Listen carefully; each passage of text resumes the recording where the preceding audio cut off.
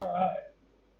Well, hey, everybody. You got Wayne here, and Michael Brownlee, and Mark, and Areeb.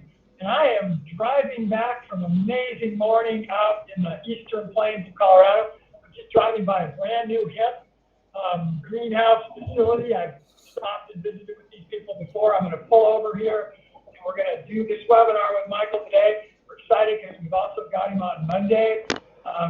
A little bit of housekeeping. As Mark said, please put in questions. We're probably going to wait until after Michael's presentation to answer them, but put them in and we'll get to them, that's for sure. Please tell us where you're at in the world. We always like to know that. We have people from all over the world.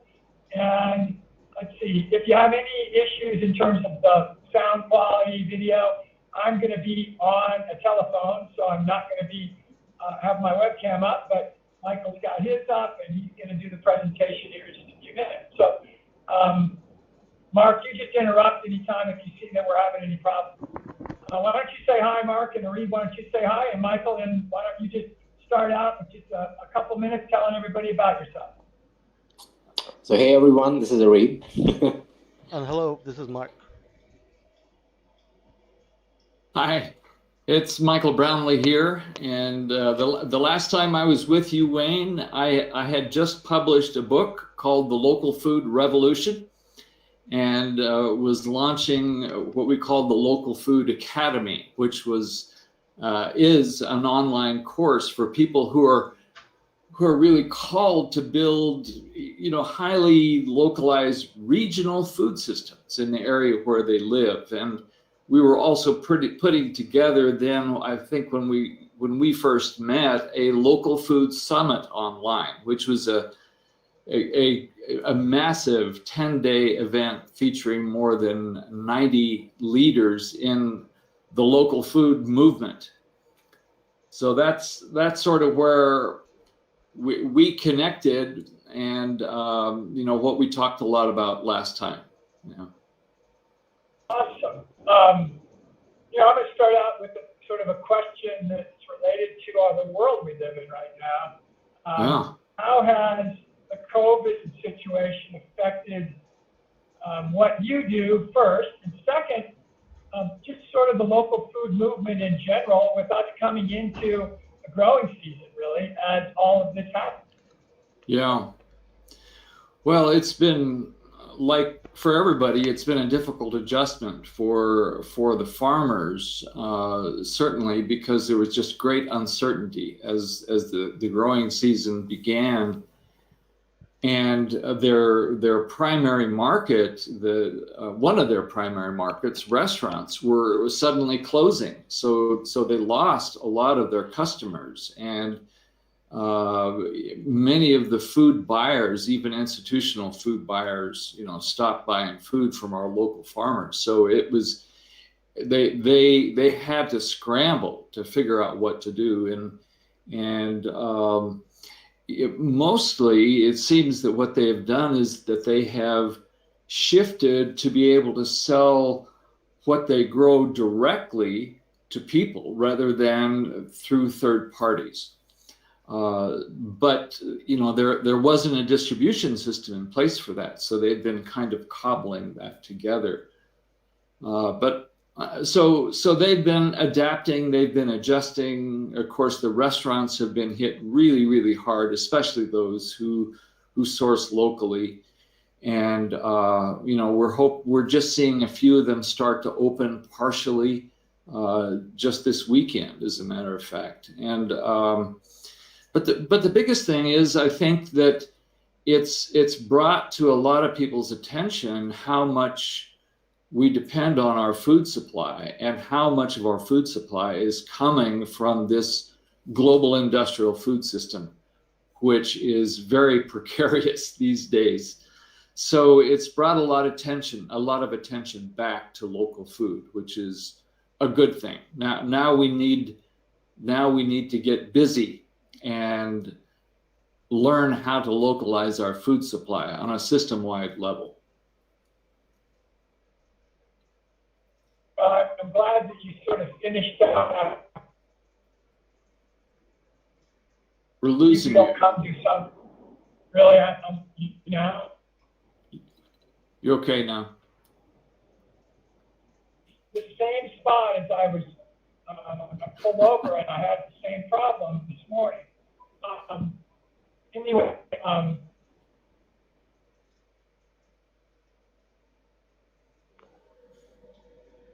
When Yeah.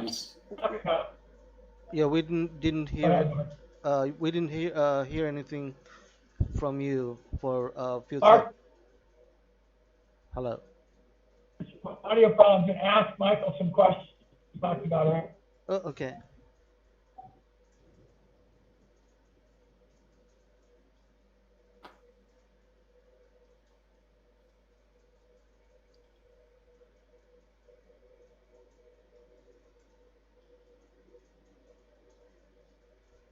So I'm not hearing anything right now.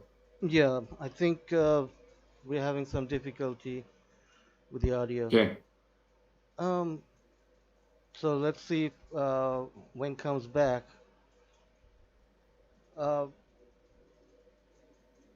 so why don't you talk a little bit about what we are seeing on the screen right now? You want to tell us a little bit? I'll come back to that towards the end, but Okay. I can say a little bit about what we've been doing recently. Right. We about 2 years ago, we formed a new organization. We had been operating as Local Food Shift for years, but we formed a new organization called the Center for Co-Creation. And we began offering an online course called A Deeper Calling.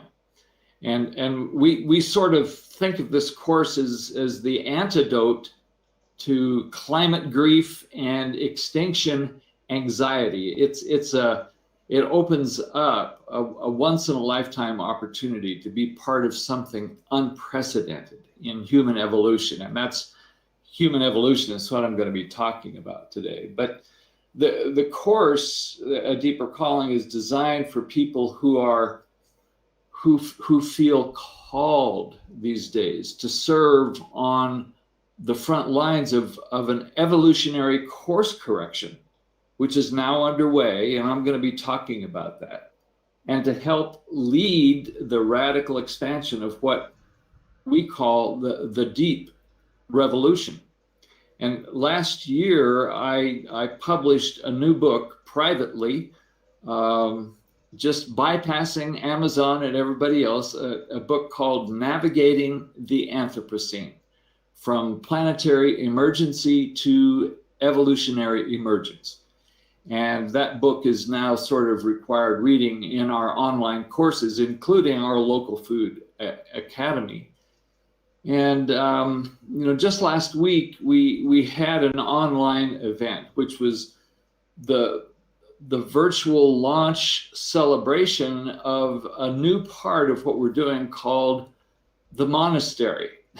Of all things, this is not religious; it's secular, but it is a sacred approach to finding people who are awakening to a deeper calling inside themselves these days, and are you could say candidates for initiation into the new humanity, we could say. And so the monastery is designed to support those kinds of people in their journey as evolutionary catalysts and deep revolutionaries. I realize that all of that may seem a radical departure from our long-time work in local food. Actually, we've been working in local food for almost 15 years now, but it's a natural progression. And I can tell a bit of the story of the background of this if you'd like.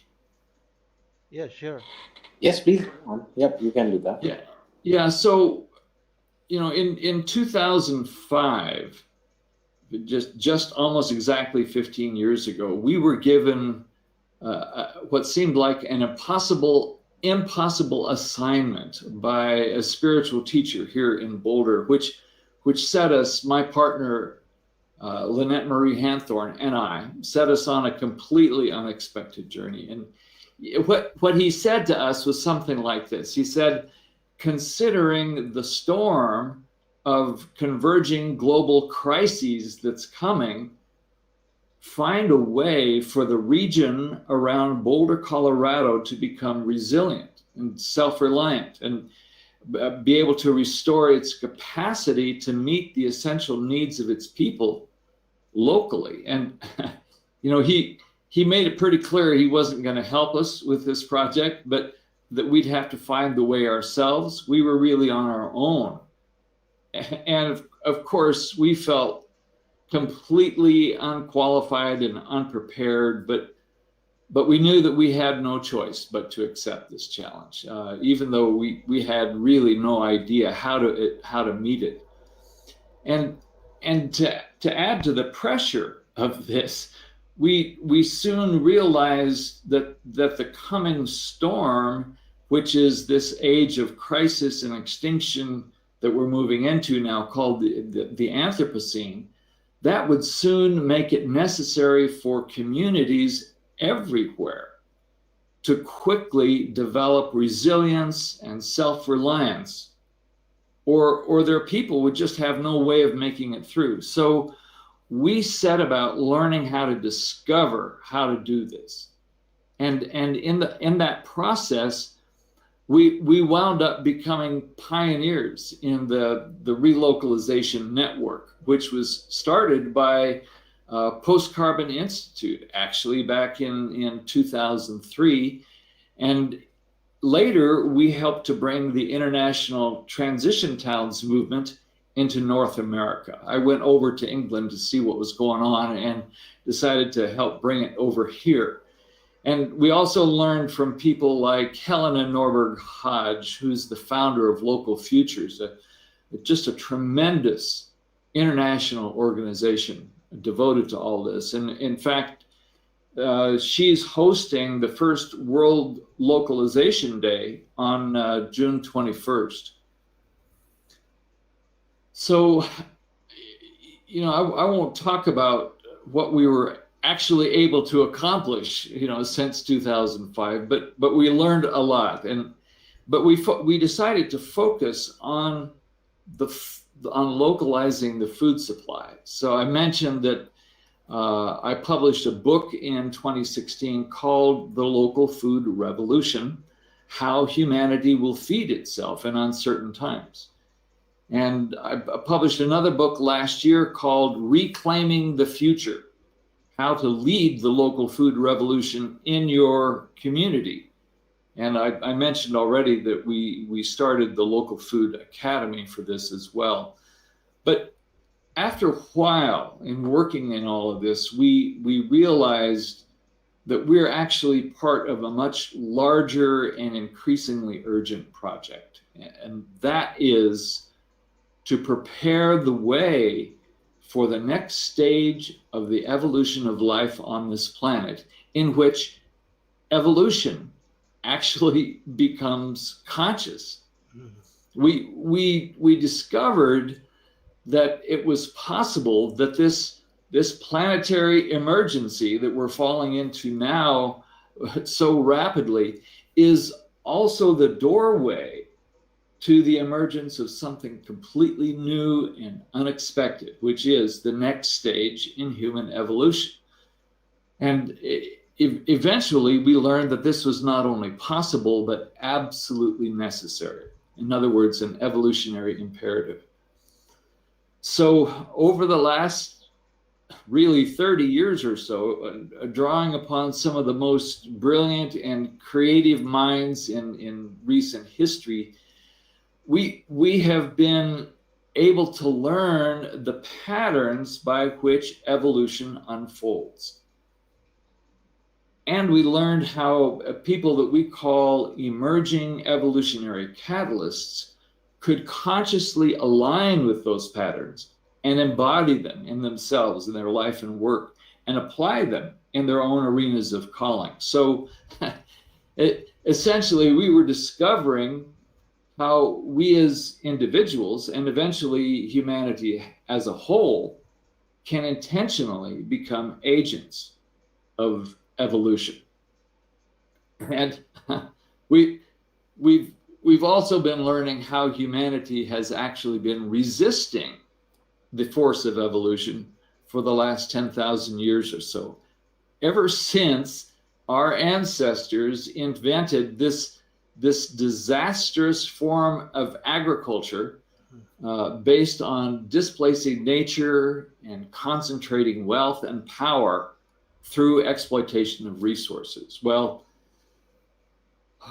we say that resistance is futile because despite this 10,000 year detour, evolutionary detour, what's finally taking shape is an evolutionary breakthrough now, an evolutionary course correction.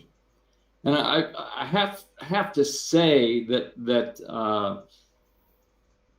about our story and our experience, our journey of the last 15 years has not been about making great achievements in the world. In fact, we have considered much of what we have attempted during this time to be a series of failures, but we gradually came to see that much more important than accomplishment was what we were learning and what we were preparing to teach. And, one of the things that we learned along the way and increasingly saw, especially in the last 5 years, was that the local food movement, which originally was so popular, was actually beginning to fail. It was not gaining the momentum that we had hoped that it would, that we were sure that it would. So that was very disappointing to see. But so for instance, in Colorado, we're at about 2% of our food supply is actually local, only 2%. Whereas a state like Vermont, which is number one on the locavore index of states, is they're at almost 18% local food. So Colorado is unfortunately way behind. We're on the locavore index of states. We're number 24 now. But that's some progress because back in 2018 we were at number 30. So we felt like, gosh, we're really failing in this job, but it's partly because our communities have not decided we must localize our food supply. So I'll stop there and see if there's any other questions, see if Wayne got back on. Right, okay. So I've actually been on the whole time. I don't know why you guys couldn't hear me, but Michael, that was awesome. So Arif and Mark, tell me, while Michael was giving that very nice discussion and description of what he's been up to, were you guys showing slides? And Michael, I'm now at a point where thinking the next step should be your slides in formal, but maybe you were showing the slides as you were talking. So I'm not sure. No, I'm getting to that here pretty soon. I was vamping here because I didn't know where we were. Yeah, well, no, you vamped very well, and that's a compliment. Okay. So I think we're in a good time for you to just go ahead and begin the presentation. Okay. And then at the end, I know we'll have a bunch of questions. I'll have some more questions, and we'll go from there.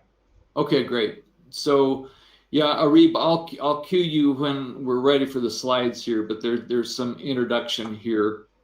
Perfect. And I'll talk a little bit about what we've actually been learning in this last 15 years. And I'd say that we've been learning about the predicament of humanity and the planet.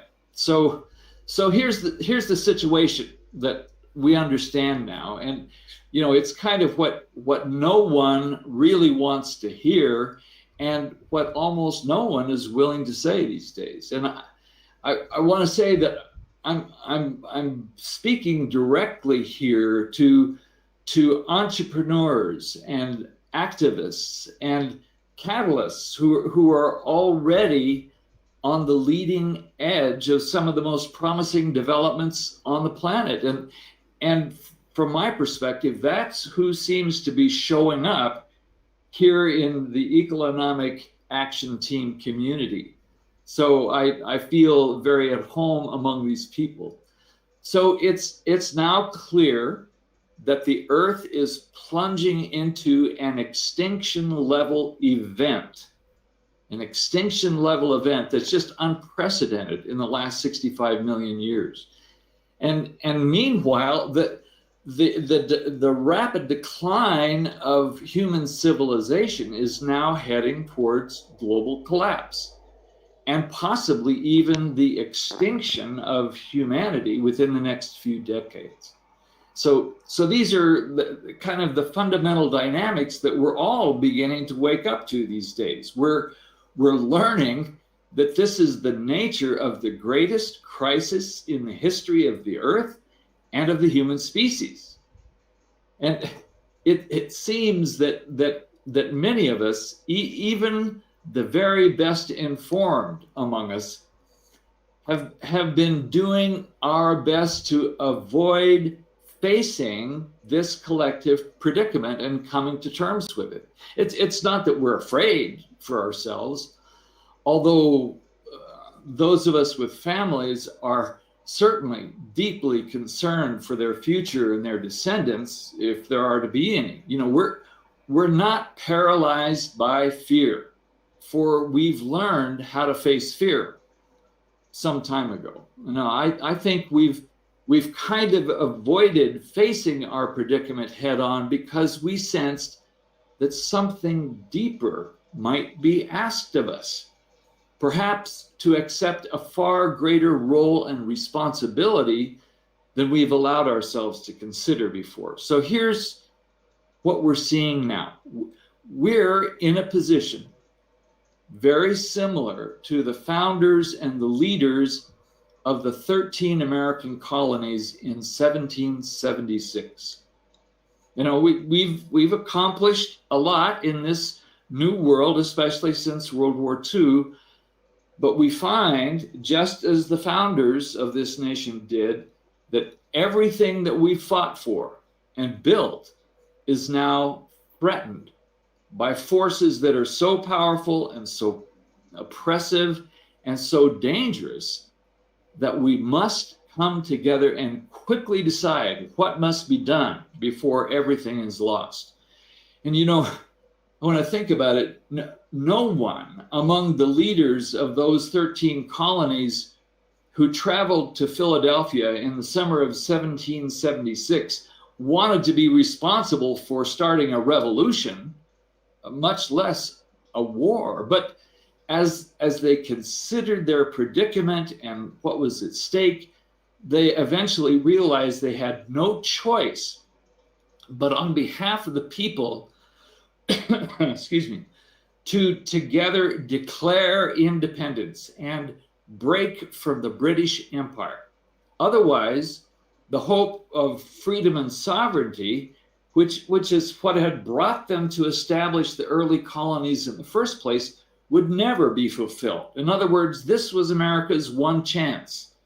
And it all came down to this small group of people to decide. Well, I think actually it came down to them to realize that they had no choice but to birth a new independent nation.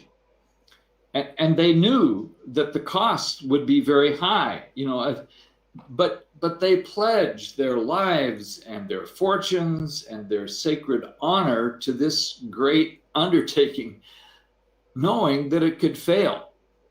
And in the years following that fateful declaration that they all signed in early July of 1776, most of those 56 courageous individuals lost everything. And yet, a new independent nation was born because they rose to the occasion and accepted responsibility for the future of America. And of course, they made mistakes in the process. And in many ways, our forefathers, our forebears, failed to grasp the full nature of their predicament. And they left unaddressed many challenges for us to deal with now in a more sacred and more moral and more creative manner than they were able to muster. You know, things like racism and, failing to take into account the importance of nature here, many things. We won't talk about all of that now. But the reality is that we are being asked to shoulder the sacred evolutionary burden that they had attempted to carry. We're being asked to prevail and succeed where they and their successors have failed. We're being asked to set right the devastating trajectory of human history that went off course 10,000 years ago. Not just American history, but human history. We're being asked to heal the soul of humanity and to restore and regenerate the earth. And, some of us say, well, we're not the ones to do this, but we will inevitably see, as our precursors did, I think, that we have no choice about this. This is really our destiny. And we have been preparing for this moment for our whole lives, possibly for lifetimes. And certainly a lot of us have felt this coming. So what's being asked of us now is to birth not just a new nation, but in essence, a new world. So out of the ashes of a dying civilization and a dying biosphere, we're being asked to usher in nothing less than the next stage of evolution of planet Earth by birthing what we think of as the new humankind. In other words, Homo sapiens will cease to be merely a species and will become a conscious organism. That's the potential. So we are called to be the foremothers and forefathers of the new humankind, a new form of life destined to be the fulfillment of the dream of the universe. And this means that we're called to accept responsibility for nothing less than the future of this living planet and for the new humankind, which is sort of the omega point of Earth's conscious evolution. And if we're successful, what will gradually emerge is a conscious biosphere, an entire planet, not only alive, but consciously evolving. So we're asked to accept responsibility for bringing this miracle into the universe. That's human destiny. And we, as entrepreneurs and catalysts and activists, we are tasked with leading the core of humanity into fulfilling this destiny. And we may think that we have some choice about this, but as the signers of the Declaration of Independence realized in 1776, we have no choice. For this is truly our destiny. This is why we are in the world at this time, in the evolution of the earth and the evolution of humanity. This is why we were born with extraordinary gifts, so that we could give them now. This is why we have worked so hard to develop skills and capacities to mobilize people and resources at increasing scale, because these are greatly needed now. So the clear implication of all this is that a new revolution is brewing, much more significant than the American Revolution was. And we are being asked to be its progenitors. And as I mentioned earlier, we call this the Deep Revolution. And I can say I'll just suggest that it was actually initiated by spiritual forces in the universe that we hardly know anything about in our current time. Although I think we're beginning to see are very present and active in current events, working behind the scenes in and through individuals. However, we need to realize that this revolution, this deep revolution, has been actually quietly gaining momentum for the last 10,000 years, ever since humanity first departed from its destined evolutionary trajectory. And the American Revolution was an attempted expression of this larger revolution. And previous revolutions that we know about historically have been attempts to shift the locus of power. But the deep revolution is a phase shift in evolution itself. That is a phase shift in the evolution of that collective being that we call the new humankind. And the deep revolution may not be ever much of a visible or popular movement in the population. It's far more likely to be rather mythical, in a sense, almost mystical, or at least underground. But some of its manifestations need to become very visible and accessible, and others will probably remain secret. So I want to back up a little bit, and then in a few minutes, Arib will go to slides here. But regarding what's happening in the world today, it's obvious now that our civilization is coming to an end. It's obvious. It's not just ending, but actually dying, and probably dying in the most dramatic and horrible ways imaginable. And the current pandemic is giving us a bit of a preview of how this is likely to go. And of course, what's worse is that our biosphere is dying too, precisely because of the way that humans have been living on this planet. And so that's our collective predicament.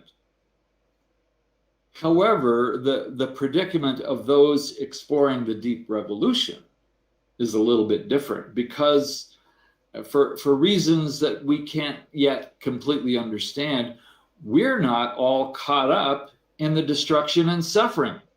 And certainly we may experience some of that and empathize with much of it, but we're not completely caught up in it. Why? Because something is being asked of us. We're here for a reason, and the universe wants us to get on with it. But we need to understand how we got into this predicament in the first place, because the problem that we're facing is not just global warming or mass extinction or environmental devastation or the collapse of human civilization. The fundamental problem is that humanity has been increasingly resisting the forces of evolution for the last 10,000 years. Ever since our ancestors invented this disastrous form of agriculture that was based on displacing nature and concentrating wealth and power through the exploitation of so-called resources. And Daniel Quinn, the beloved author of Ishmael, wisely called this totalitarian agriculture. And the principles and practices that over the centuries were developed from totalitarian agriculture finally became a global industrial economy, which completely dominated and colonized human civilization and stocked it with way too many people intentionally. So in other words, it literally grew its market at the expense of the planet and at the expense of human freedom and sovereignty. So perhaps we should call this totalitarian economics. So In other words, 10,000 years ago, we took a wrong turn. And ever since, we've been experiencing devolution and decline rather than evolution and advancement. So what has happened over this 10,000 years is the very opposite of progress. So it's now fully manifested into a full-blown global catastrophe, as we know, which has recently been called the Anthropocene epoch, the age of extinction. And we can chart this out. Go ahead and put the first slide up, Arib. If you're still there. Yeah, there it is. Okay. So I'll just say here that what I'm working from is an understanding. Don't go to the second slide yet. Just hang on. Go back one. Yeah, good. So I'm working from an understanding of the patterns of evolution, which have been derived from studying the patterns by which the universe itself evolves.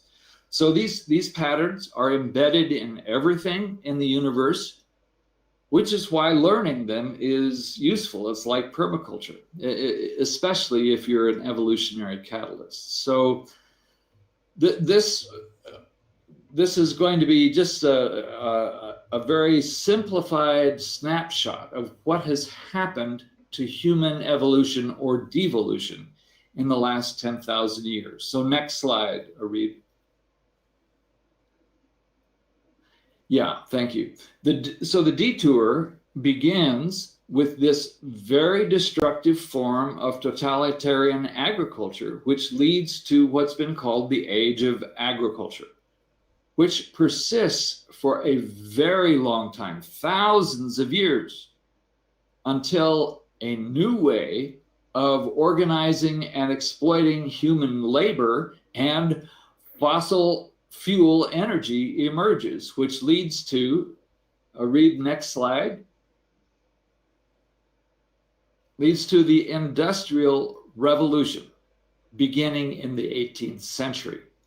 However, this is not a revolution at all, but it's part of an evolutionary setback.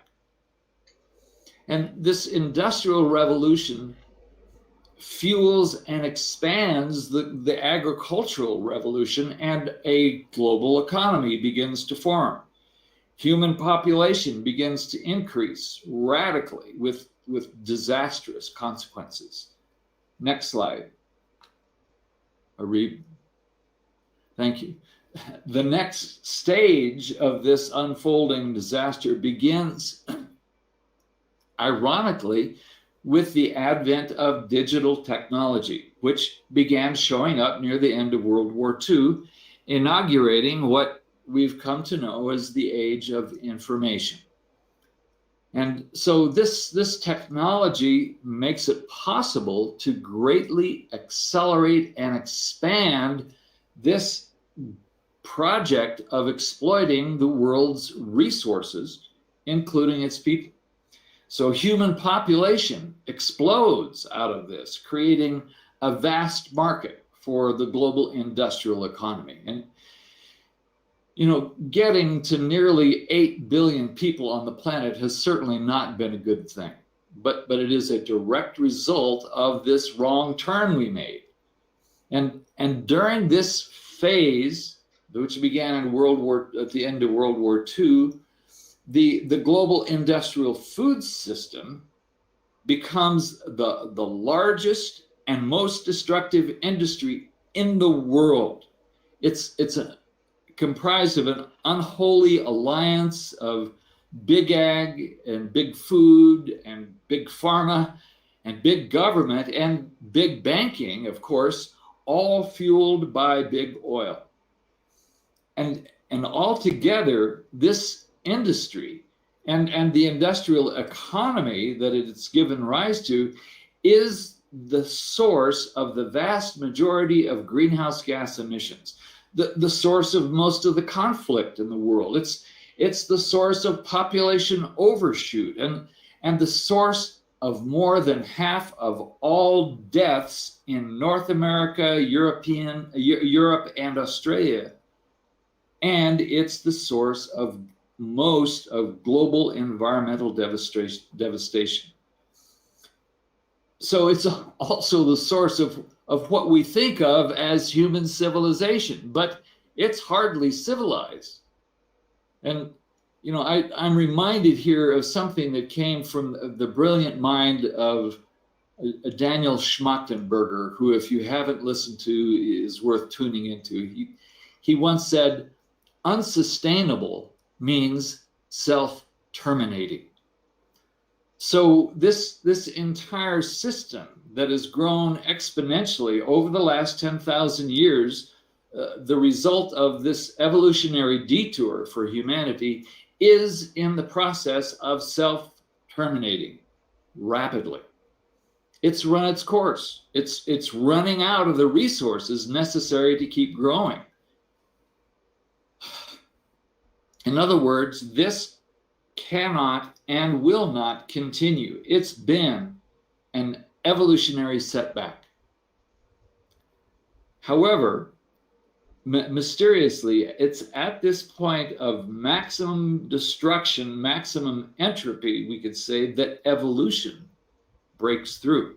And this is the lesson that comes to us of the supernova in the universe, which is a dying star whose final explosion creates totally new forms of complex atoms, which become the building blocks of life, complex life which emerges out of the ashes of dying stars. So next slide, Arib. So in this stage of approaching maximum entropy, maximum destruction, we see the advent of the Anthropocene epoch, a new dark age upon the earth, the age of extinction. But it is also precisely at this moment that we also see the early signs of the birth of something so radical and so new that we can hardly imagine it at this moment, while our civilization and our biosphere seem to be dying. Next slide, Arib. Thanks. What begins to manifest here at this point is the deep revolution, which is the beginning of the reversal of the descent into nearly irreversible entropy and the beginning of the long ascent to freedom and maximum centropy, we could say. And this reversal has already begun. Next slide, Arib. Thank you. And it will ultimately usher in an era of healing and restoration and regeneration that the great Thomas Berry called the Ecozoic epoch, when humanity and the biosphere begin to achieve a level of conscious equilibrium and co-creativity that's just never been seen on this planet before. You could say that at this point, the entire biosphere becomes a conscious being. That's where we're heading if the deep revolution is successful. However, we're not going to get to the Ecozoic in the next few years or even the next few decades, or maybe not even in the next few generations. Probably not. It might take us a few millennia to get there. But this is where evolution is taking us. It is the next stage of our evolution. Next slide, Arib. Thank you. So one of the implications of exploring these patterns of evolution and devolution is it becomes very clear that what it truly means to be human, whatever that means, we are only in the very early stages of our evolution. We are in the process of becoming human, but we've been caught up in this massive deep detour and we could say that it's even worse than arrested development.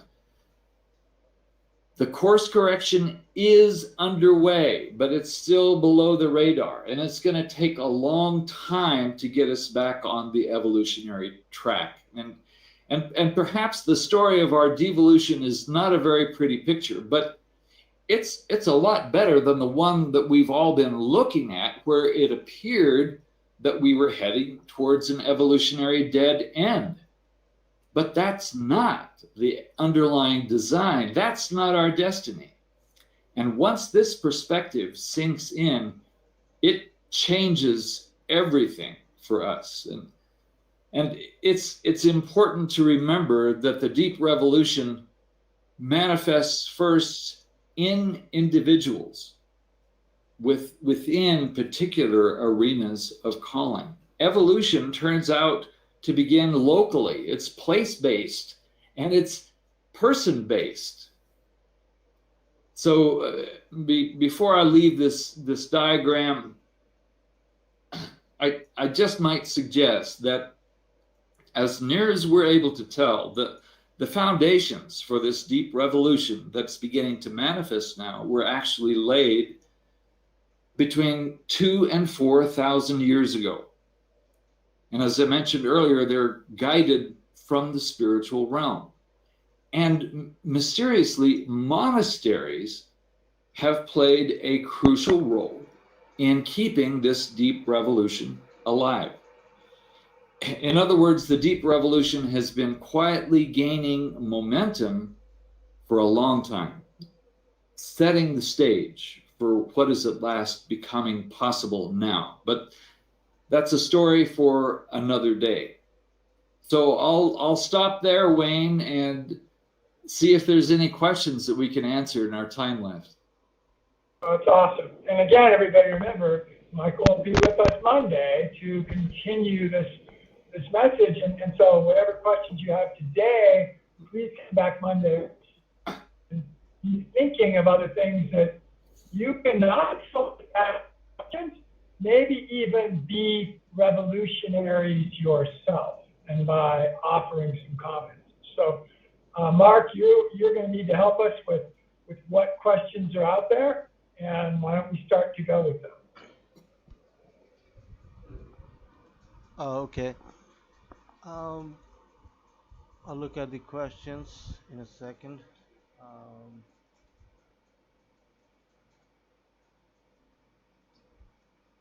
All right, so there seems to be a lot of questions here.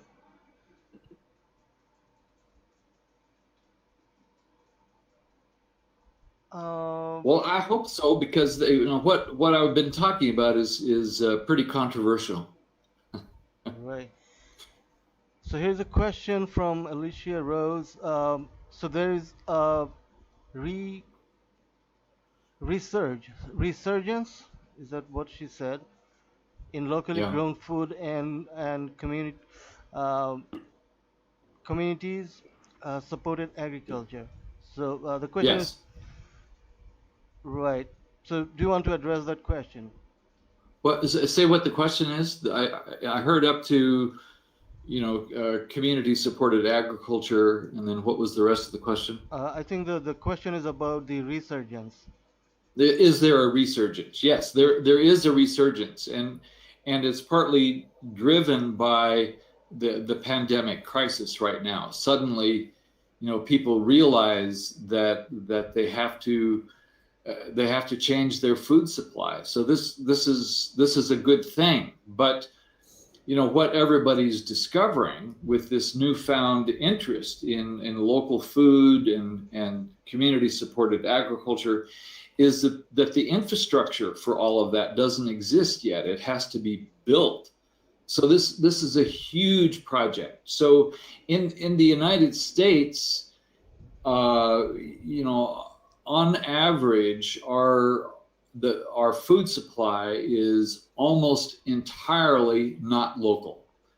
Something in the neighborhood of 1 to 1.5% of our food is locally grown in this country, which means that most of our diet is from the global industrial food system, it's highly processed, full of chemicals, often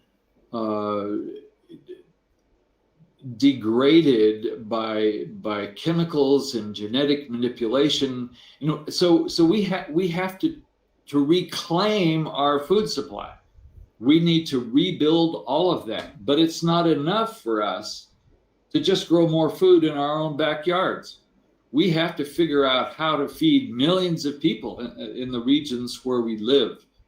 And so that's why we say we need to build highly localized regional food systems. Yeah, so it's a really important issue. Okay, so she has another question. The question is, so what does this mean for long-term financial planning?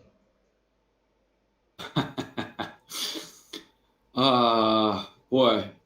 Well, planning for anything is going to be very difficult, but especially financial, because our financial institutions are failing.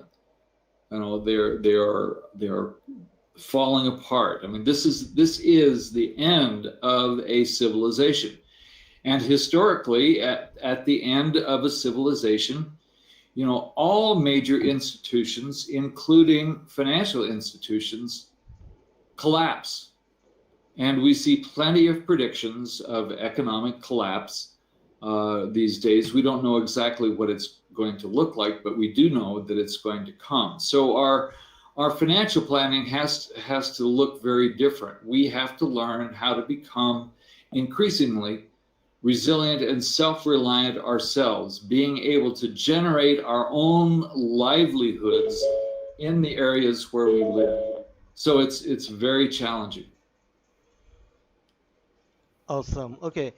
I think this question refers to the evolution of human beings that you're talking about. So the question is, human beings have always resisted change.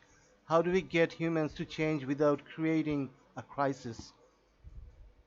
Well, we have the crisis in front of us, but it's not going to be enough. We're not.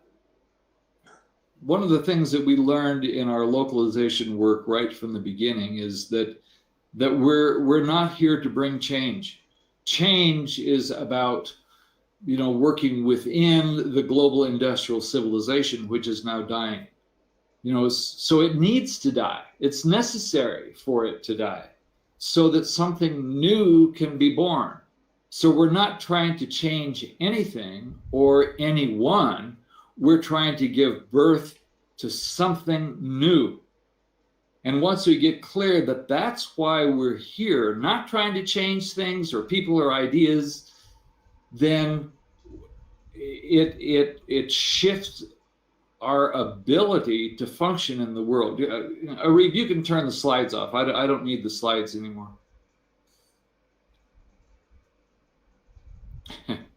Yeah, thanks.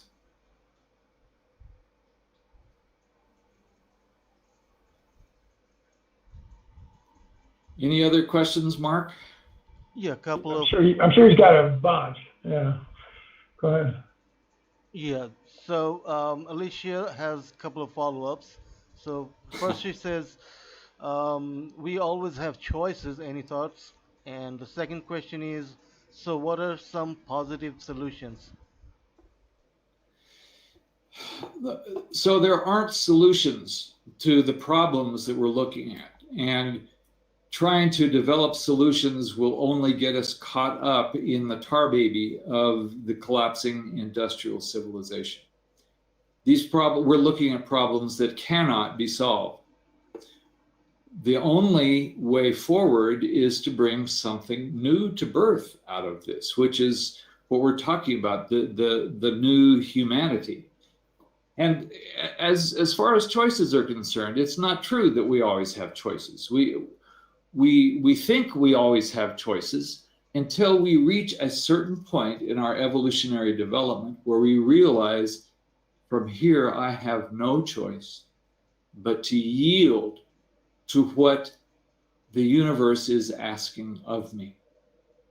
So when you reach, this is the individual I mentioned who started us on this path of localization 15 years ago, one of the things he has said along the way is, my wish for you is that you quickly reach the point of no choice. Okay, I think we have covered all the questions we had from the audience. Yeah, I have just, can I mention what we have coming up here in a couple of weeks real quick? Yes. I wanted to ask you right now. Yeah, okay. Yeah, so we have a very important event coming up in just 2 weeks called the Deep Revolution Convergence, the pandemic edition, June 26 to 28. This is a 3-day online gathering of evolutionary catalysts and sacred activists and revolutionary entrepreneurs, and the focus is initiating the shift to the next phase of human evolution by establishing that shift within ourselves and expanding and accelerating our capacity to mobilize people and resources in whatever arenas of calling we are involved in. So, for some, this will be an introduction and an orientation to the deep revolution, but it's also advanced experiential work for those who are new to the monastery and for those who are graduates of our courses. I know we're about out of time, but I'll mention that we'll introduce the revolutionary mastermind process, which we think of as the first step towards co-creation. In other words, holding each other's feet to the fire in this process of radicalization that we're all going to. This is a practice that we can all apply almost anywhere. So all the details about this are available on our website at deeprevolution.net. Thank you guys for sharing this. Anyway, I think we're about out of time, aren't we, Wayne? Yeah, well, we're good. We've still got a couple minutes. Okay, great. Yeah, I have 2 minutes here before the end, and we never. I don't think we have ever stopped the speaker from going longer, so especially good ones. But the reality is, what I'd like to say is for our community is that please take a good look. I'm gonna be sending out an email tomorrow to all of you that will have links to being able to attend this Deep Revolution gathering. And please think about those. Michael's going to be back with us on Monday, and he'll talk more. And you tell others to come, register. We always have a lot more people that register and then watch as replays than we do watching live. Right. And so we'll have a good group that will be watching as replays. I'm not going to ask any specific questions today because I'm going to hold mine until Monday. But okay. But I'm going to make one quick comment, and then Michael, I'm going to let you then finish off. And here's the comment. Let's say that this whole devolution, I love that word, by the way, occurs faster than we even could imagine. And part of it because of the pandemic, but that we start to see total collapse in infrastructure. And we see people starve. We see food not coming.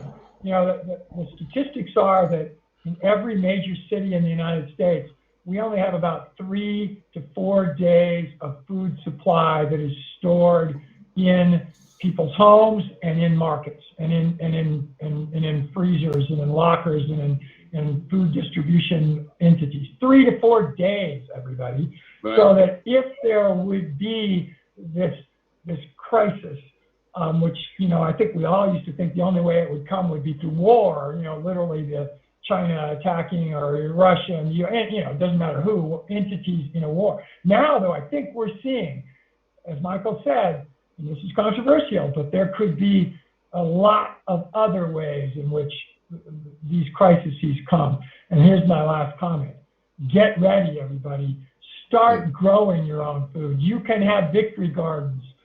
You can start to make that percentage go from 1% for you individually to 5 to 10 to 20 to 50. Yeah.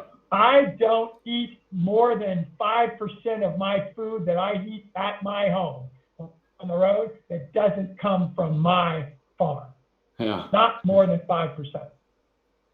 And most of that's things like coffee that I can't grow locally and sugar that I don't have. And I don't use much sugar. We use honey, and we use honey from bees that we have at hives that are on ours. So, but you know, there are things that you just aren't able to get. We grow most of our spices ourselves and dry them and such.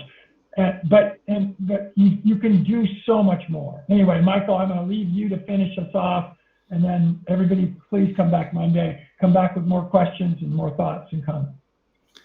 Well, maybe I'll just close with this quote from Carter Phipps in the book Evolutionaries, which is on our website about the convergence, where he says, what we do matters, not just for its effect on the present, but for its effect on the as yet unformed future.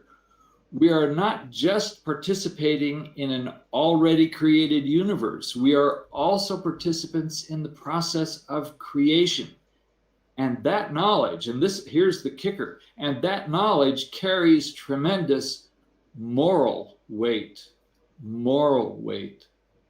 And that's, we'll get into that a little bit in the second part of this conversation next week. And I just appreciate everybody who's tuned in here.